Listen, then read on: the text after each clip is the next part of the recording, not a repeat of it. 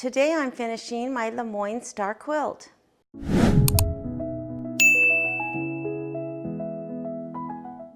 Today I'm working on finishing my Lemoyne star quilt. I have it back from the quilter and I chose a star and loop design, and for the backing I chose a galaxy print. I purchased this from Fat Quarter Shop. It is 108 inches.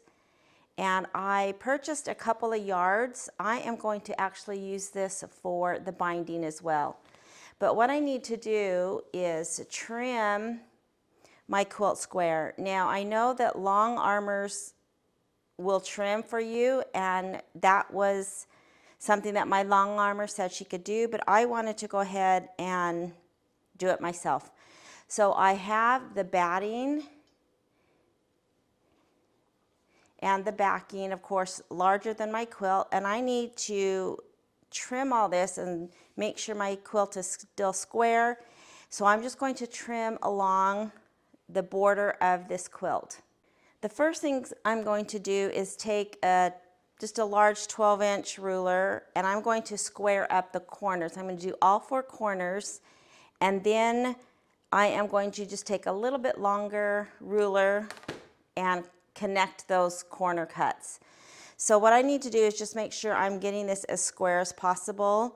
And I did this when I stitched the quilt and was finishing it up. I made sure that I was square, and putting my ruler along the edge of this blue, it looks like I'm still pretty square. I have, of course, the edges along the dark blue border. Then I have this smaller inner border, which I love, and I'm taking a line on my ruler, and that looks good. I want to make sure that I have a couple of markings to make sure that I'm as square as I can be. So when I have it aligned to the side and bottom of the blue, I have it aligned with the red.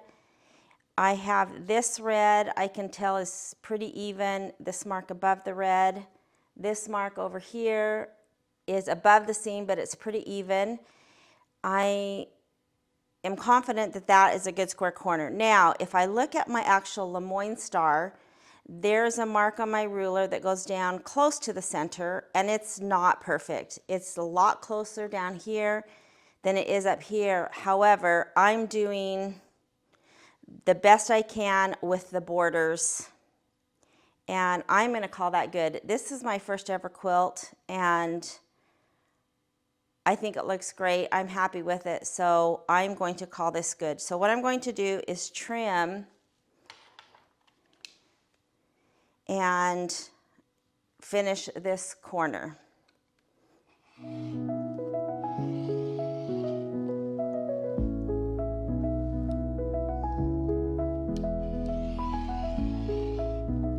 So I have this corner done, and what I'm going to do is just cut this piece down. The way long armors stitch, of course, is they will stitch off the batting, and so this isn't going to be quite wide enough for my binding on this edge right here. It's close, but not quite.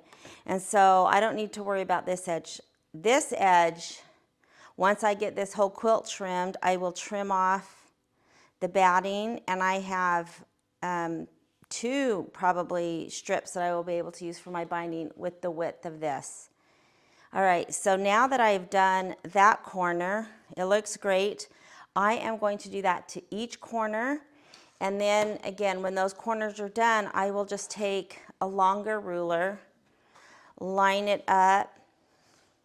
I can line it up, you know, some down here that I've already cut, line it up, make sure that my mark looks good right here on my red so I can continue cutting. I'm going to cut the corners first, and then I will just connect those.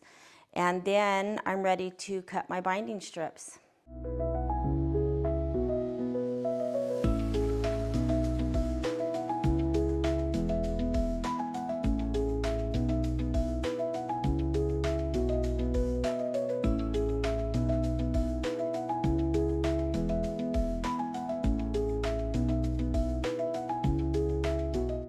So I'm done cutting, and for the most part it went great. I had a few sections where the binding or the border was a little bit short. And what I tried to do is I didn't just automatically cut on the blue. You can see there's a little bit of batting and then of course the background fabric, because that is the same width as, for example, up here.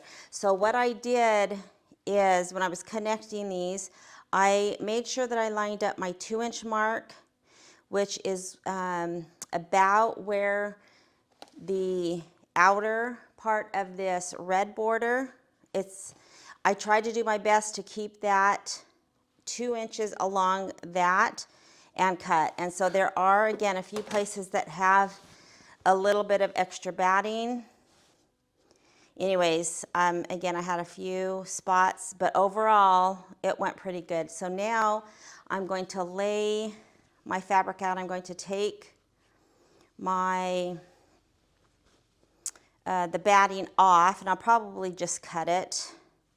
There's just you know, a little bit that's holding it on.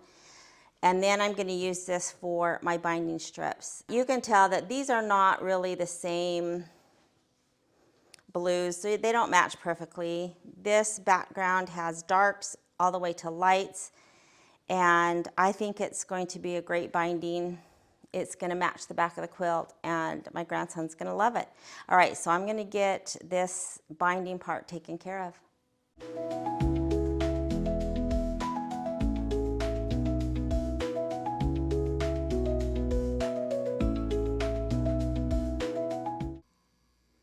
So I'm getting ready to do the label for my quilt, and I've cut a piece of the star fabric that I used as the background, a little bit larger than I need, and I am going to make this a corner label.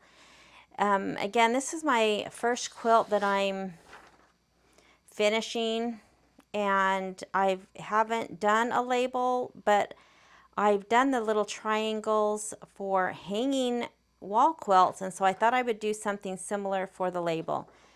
So I have 3 labels that I just got printed. I have a local place that I get direct to film prints, and they are just heat pressed on. And so I made a label for my grandson's quilt, and I will of course cut this out, but it's going to be put kind of in the corner, and then I will press it on.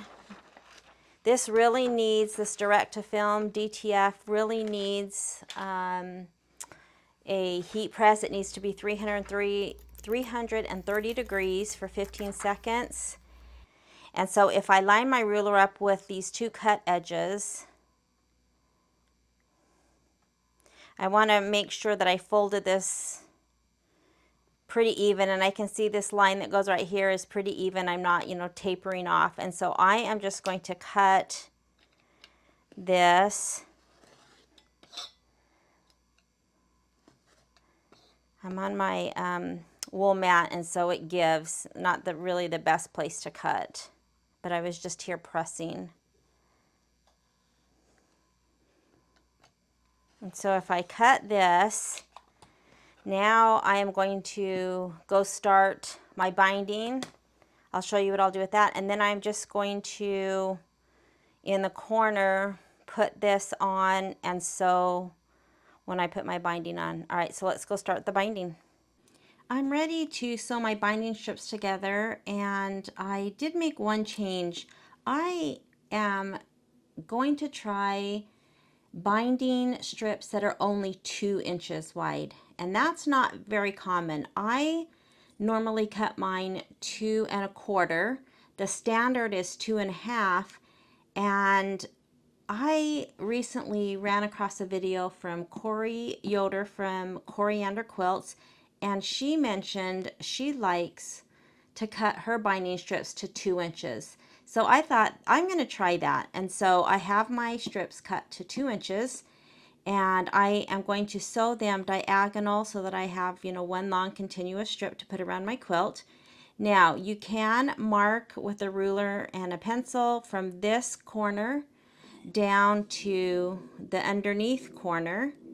I have my seam guide on. I'm working on a fall pumpkin harvest quilt, actually 3 of them, and I've been using my seam guide for a lot of the piecing, and so I have that on, and so I can use that. I am going to put the tip of this corner in the center, and then I'm going to run essentially the point of this bottom corner along this middle to keep a straight line. Now, of course, when I put my fabric right sides together in a 90-degree angle, I cover up that corner, and so I just put a little dot with a pencil so that when I am lining up, I will have, again, this corner to the top, and I'm going to put my needle down so you can see I'll have that lined up, and then this little point way down here, I need to swing it over to make sure that it is in line with this center line. And so you can see here's the dot, it's lined up with this. I'll make sure my point is at the top, and then I'm going to sew, and as long as I keep this dot along this line, then I'm going to get that nice diagonal seam without having to take the time to actually draw the line. So now I'm going to take this that's on top, I'm going to find the end, put it right side up, find my next strip, place it right side down. I will line up those corners. I've taken off the selvages, and so I can line up that corner. Normally I don't put pins in just because it's fast without it, but I'm going to go ahead and just pin those so that those don't move. And then I'll take my pencil and I'm going to look again for this corner. That's what I need to shoot for, and so it's right here. So as long as I keep that little dot even with my seam tape, then I'm good.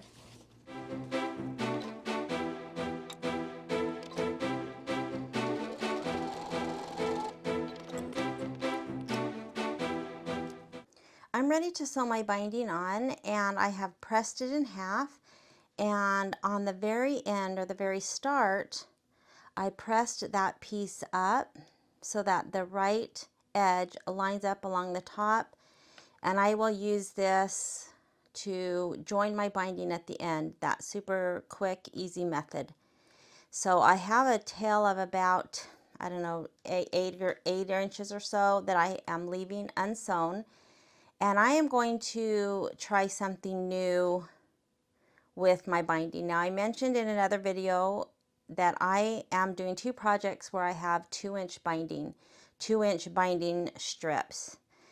And so my other project turned out good, but I'm wanting to practice more on binding and get a more consistent, better outcome.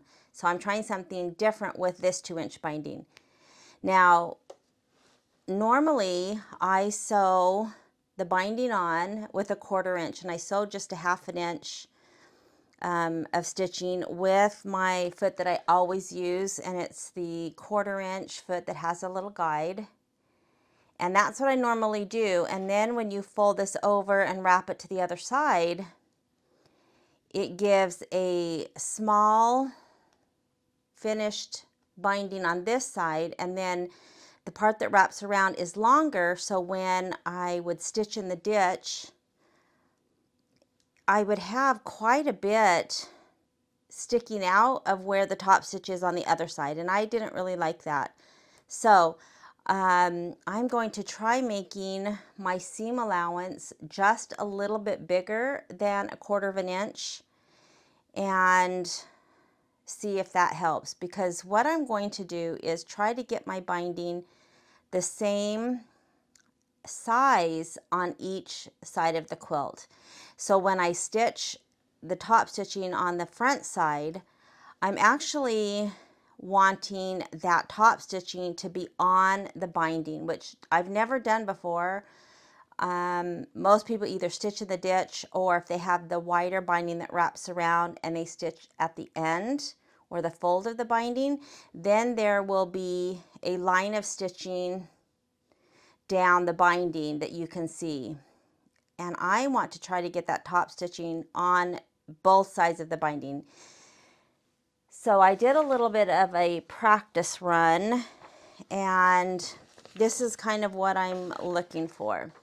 So this was a sample with 2-inch binding. It just has, you know, scraps.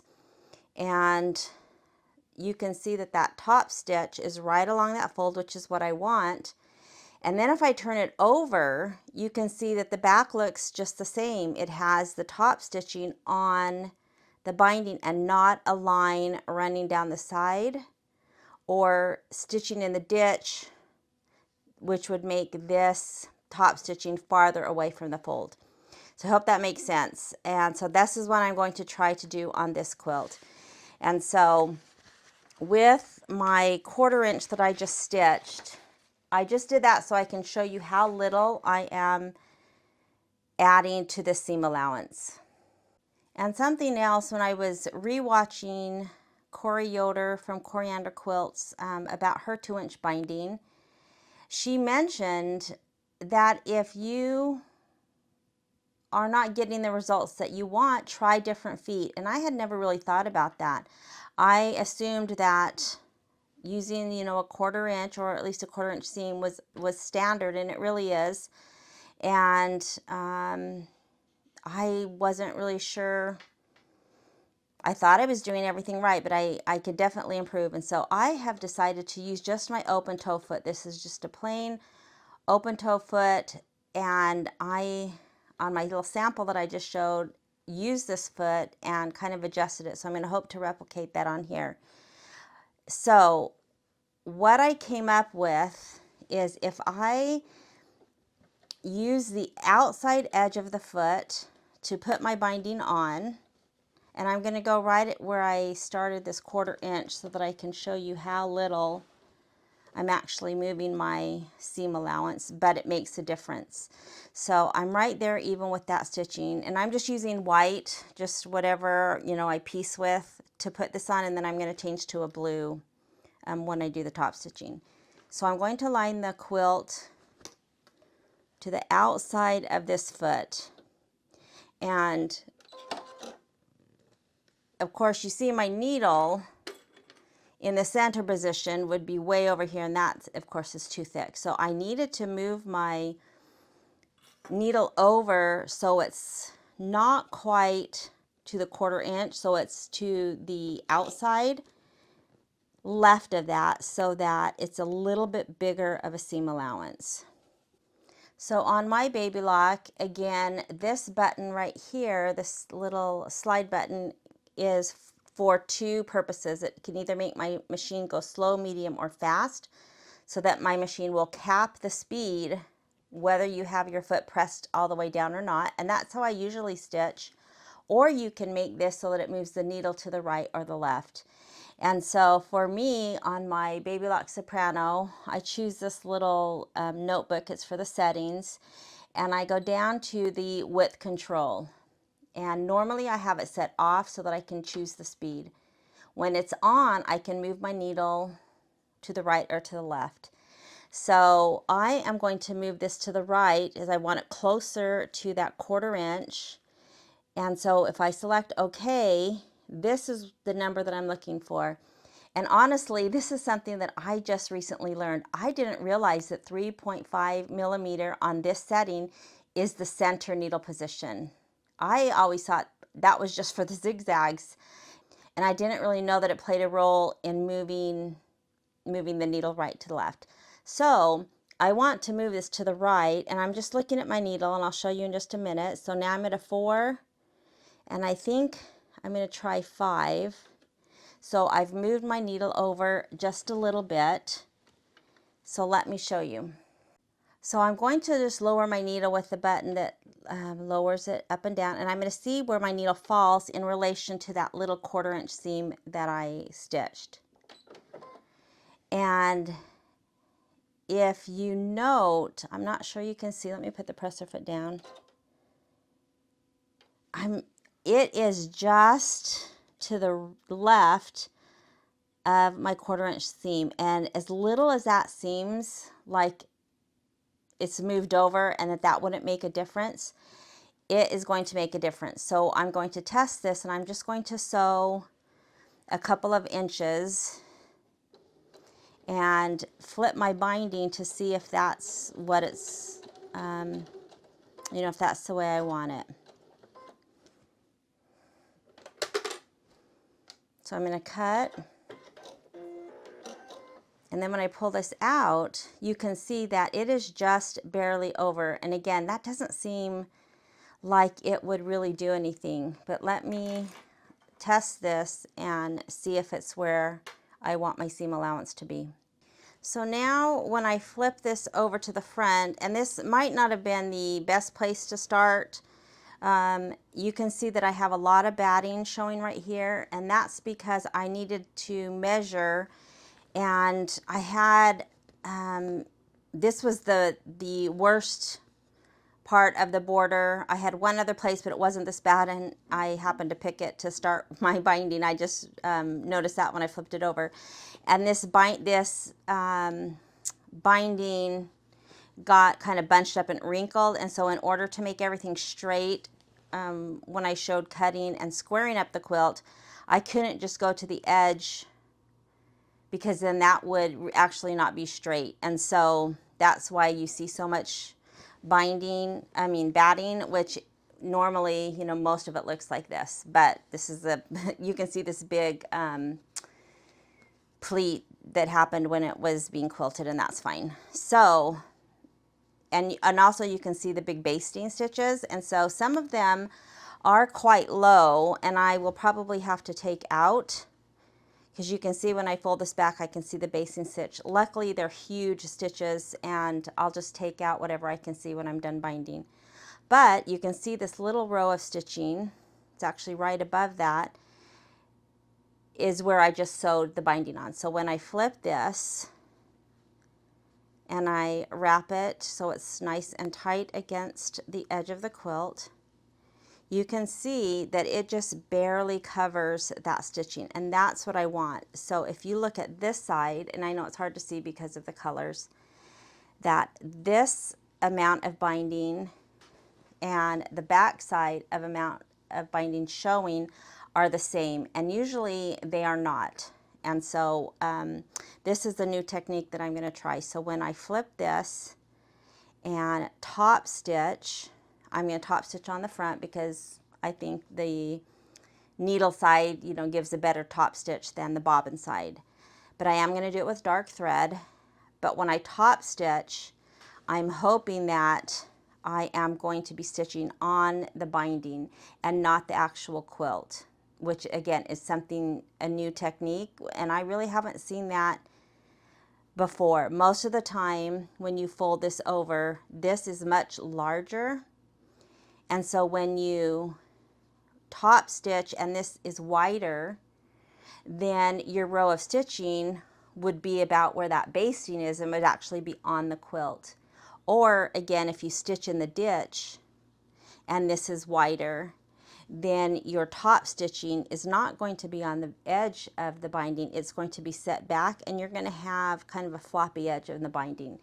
So this is my me trying a new technique. I'm trying to get better at binding, and so I'm going to try this. And so for me, that seems like it's a good match front and back. Again, I'm going to have to take out a lot of this basting, but I'll worry about that when I'm completely done. All right, so I've tested it, and I think that looks good. So now all I need to do is jot down that I am at a 5mm stitch, and I actually did that on this paper. I wrote down everything for my little test pieces. So I wrote that you know, what foot I'm using when I sew it on. You know, I need it the outside, because once I get ready to top stitch, it's all different. I'm going to be using a different part of the foot and a different place where my needle lands. So anyways, I have this down. Hopefully all that will work for not just a sample, but for this 2-inch binding. This is just for 2-inch binding. It's going to be different if your binding is a different width. All right, so I am just going to go around again with my quilt edge and my binding edge lined up with the outside of my foot.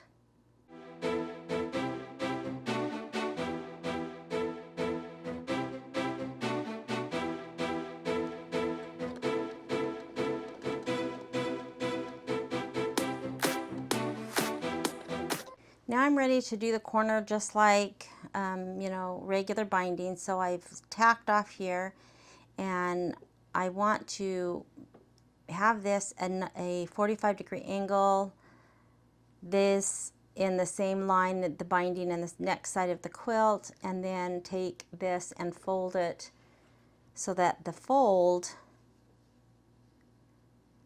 is at the top of the side that I just stitched. And then of course this lines up so that I can continue stitching down this next side.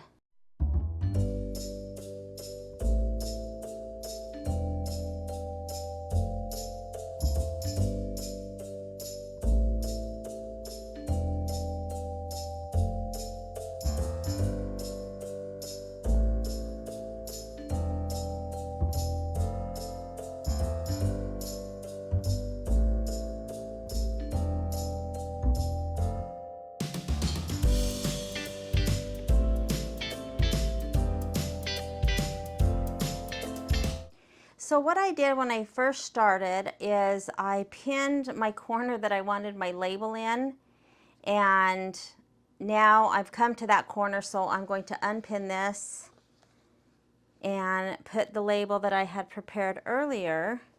And I think I can go, I already tied off, I think I can go down a little bit, but here is the label.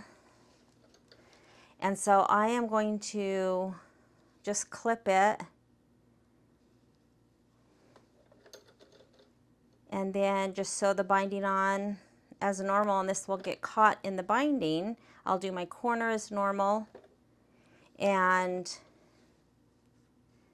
then when I'm done, it'll be like a pocket, and then I'll just have to hand stitch. I think I might just base this down first, so when I'm turning the corner, this is already tacked down. So I think that's what I'm going to do. I'm going to go ahead and just lessen my seam allowance. I'm just going to do a basting stitch for this label.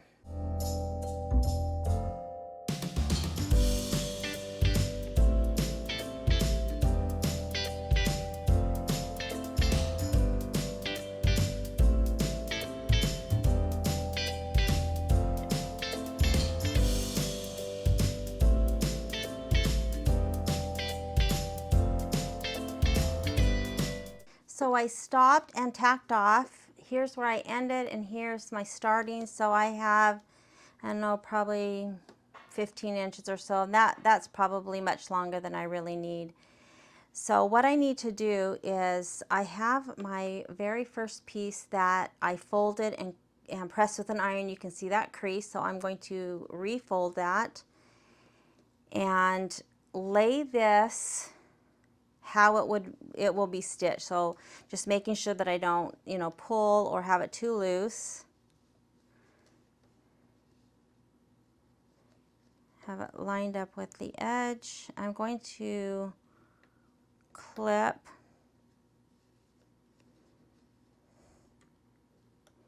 and I'm going to clip it open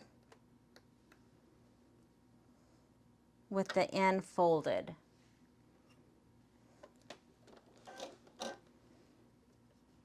So this edge that will be sewn needs to be right even with the edge with this piece folded up.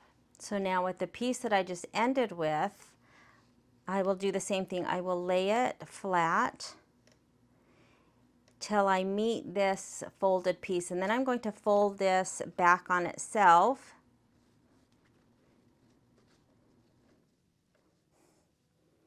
I want this fold to be parallel with this piece of the binding that goes straight up. But I do not want the fold to be the same length. So I'm not sure you can see, but I am about, here's where my fold ends, and you can see where this piece ends. So I have about 1/8 of an inch or so. You don't need to measure. You just want there to be a little bit of a gap or a space between the fold and this straight piece of the binding that we are making it parallel with. So I hope that you can see that. And we need that little gap. Otherwise, if this fold matches with this edge of the fabric, it's actually going to be too loose. And so now that I have it folded, I have a gap, I have the fold here, I am just going to cut right at that fold. So there's no other measuring. This is such a great technique.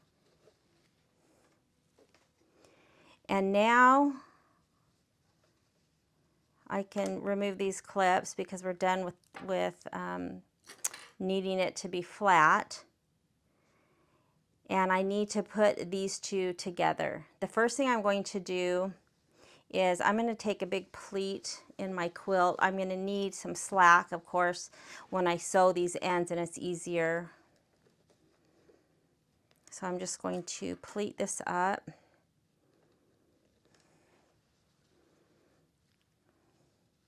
So here is my ending. Here's the piece that I just cut off. I am just going to make sure that this is not twisted. It's just like it's going to be sewn down, and I'm just going to open this so that the right side will be facing down. And I'm going to now line this cut where it was folded and I cut. I am now going to line it up with this piece exactly. Even though I cut a gap, I'm going to now line them up. So this corner, this top corner, and this top corner will be exactly in line. So I will line up and clip. I will come down the edge because now I want these lined up, and I will clip. So when I flip this over, you can see that crease that I pressed in. This was a piece that was folded up. This is exactly how binding strips are put together and how I put these long pieces together when I sewed to make a continuous binding strip. This is exactly what it looks like where we do the corners together. And now this press line shows exactly where I need to stitch.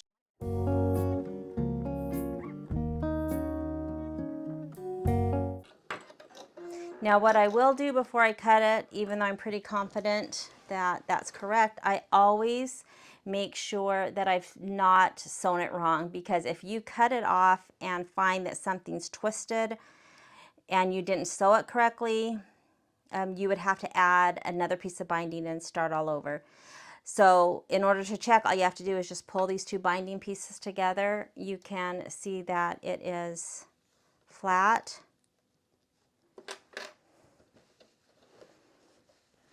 And we'll just lay nice and flat, and there's no gapping or no extra fabric because we left that little gap. So now I just need to finish sewing this 15 inches or so, and we're ready to move on with the binding.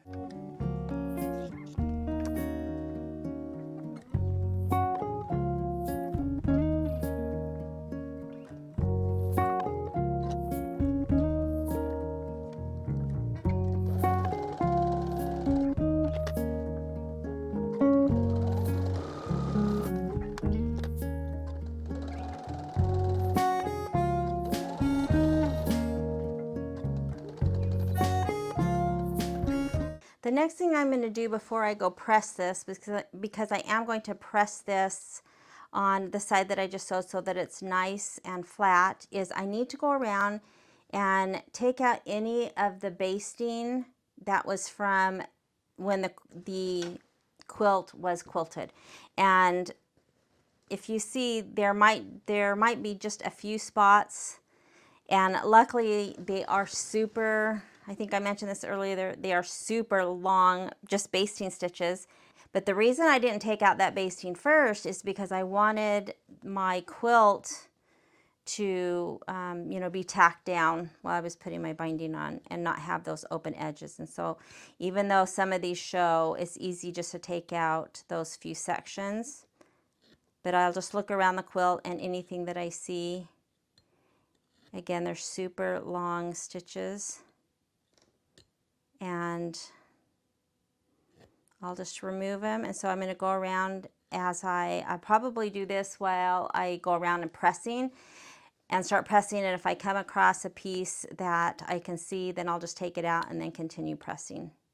So I've decided that I'm just going to go ahead and tack this edge down with some iron-on Heat and Bond Ultra Hold, and I just want to get it done. So I cut a piece, angled the corners, and I'm going to slip it with the adhesive side up and attach it to the label first. Has paper on the back, so I just want to make sure that I am just tucked in right next to that fold. And I am going to cover it since I have my direct to film right there. And I'm just going to press this a few seconds. I think the directions say like 2 or 3 seconds for the first one. I'm going to do it a little bit longer because I have so many layers. And then I need to let this cool and peel off the backing paper. It says 2 seconds for the first, and then it says 8 seconds.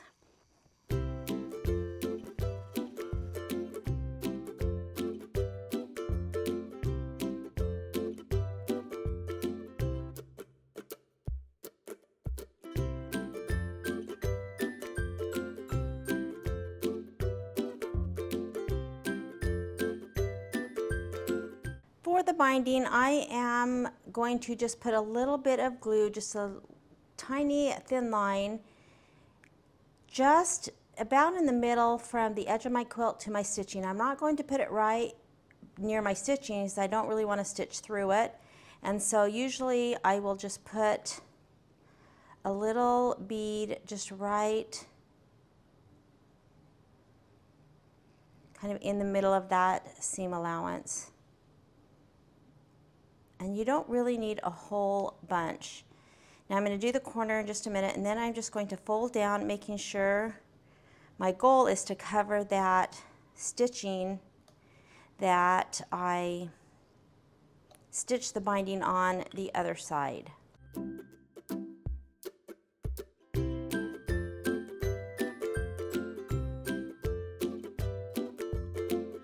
Then I'm going to do the same thing for a few inches down this side, and then I will work on the corner.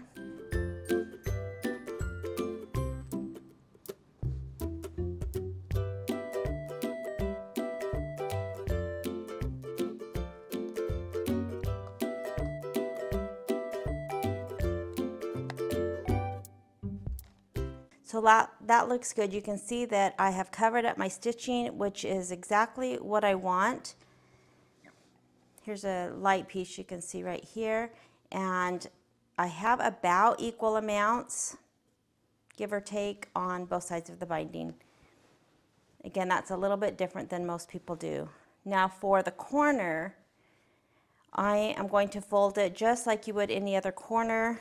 First, before I start to glue, I am going to see if folding one way versus the other works better. Sometimes you can do it all the same way and then it works great. Sometimes you fold it the same way you normally do and it doesn't seem to quite fold. So I always try it both ways. So this piece I have coming flat down, just straight out. And I will take this next piece and fold it up.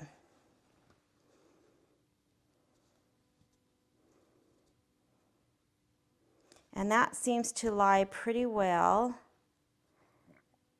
Sometimes I'll use a stiletto to get this corner of this binding to meet the fold on the other side. That's my goal.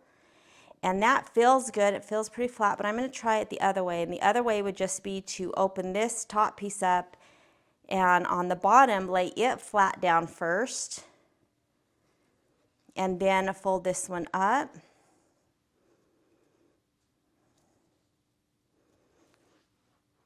And that actually seems to lay a little bit nicer and a little bit flatter and a little bit easier. So I think I may be doing it that way. It is really hard to see because this fabric is so dark. Let me cut this.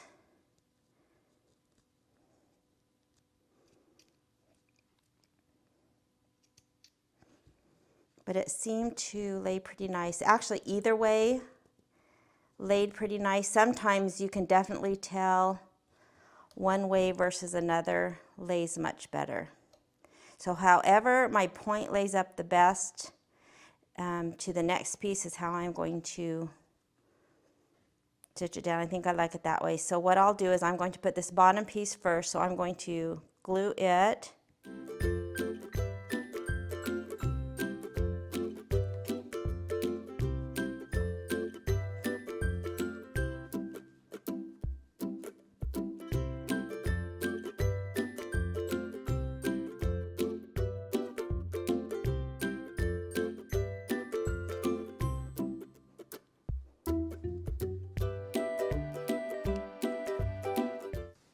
And this little corner, now that I look at it up close, this little corner really should be, here's the miter, the corner ends right here, really should be down here. Again, it's so dark. I could try to redo that. And with the glue, you can usually just lift it up. It's not, you know, permanent or anything. So if I want to try to manipulate that a little bit to get that corner, I can try it, or I could have left it. It looked really good, even though it wasn't quite, even though that corner isn't quite lined up and it's dark. So honestly, I think for this one, I'm just going to re-glue it and leave it the way it was. Again, it didn't lay down perfectly where I would have wanted the point, but it lays really nice and it looks, I think it looks good. All right, so that looks good. So I am just going to continue working my way around this whole entire quilt, just doing a little bit at a time, folding it over and pressing.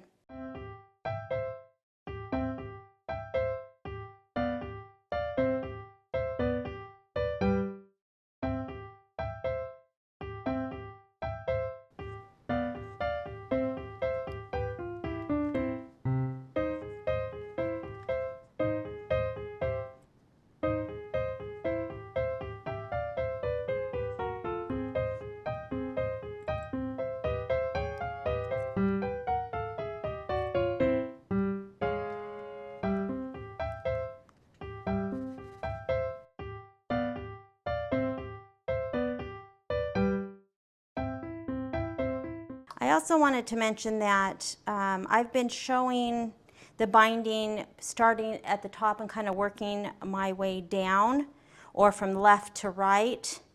And that is not the easiest way when you're right-handed. And so it's easier, at least for me, to start at the right and work to the left. Then that way you can kind of just leave your iron, fold with your left hand, and work your way up. It was a little awkward the way I was doing it before. All right, so I'm going to continue. I'm ready to top stitch my binding, and I am going to move my needle. Right now it's on the 5.0 millimeter that I used to stitch the binding down, and now I am just going to use this, move it to the left, and I am going to move it to 0.5 and see how that works. And so what I'm looking for to do the top stitching is I am lining up the inside fold that I glued with the inside of that same open toe foot, and now I've moved the needle to the left so it will just fall right you know, in front of that fold, and I'm going to see how that works. And we'll see how this works out.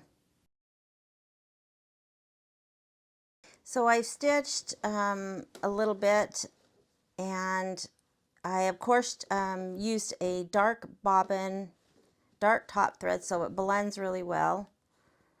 And you can see it's right along the edge, and it looks like, even though my sample stitched on both sides of the binding, this is really stitching more in the ditch, and I'm fine with that too. Now there was one spot, a couple of spots in the entire quilt, here's one, that I had a hard time covering that seam, and you can see that little inch worth of tacking down the binding where it didn't quite wrap around, and that's probably because when I was sewing it, I veered off a little bit, and so I had just a few spots, but overall,